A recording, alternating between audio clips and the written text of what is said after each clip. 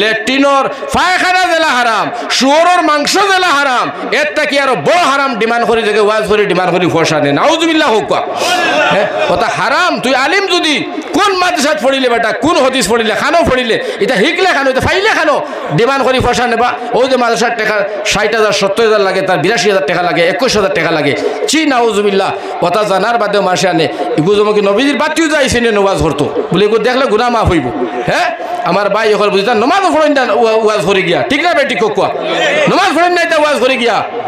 হ্যাঁ ওতারা নিয়ে অত টাকা দেবা, এটা বন্ধ করো। আমরা হুজার জমিন এটা নাই, একবারে দরিয়া হুজার মাসে একবারে শেষ করে দিবা, টোটাল বন্ধ। আমরা এসপি ডিসি জানাই দিব বলে এই বাংলাদেশে এটা আইসে ধরো।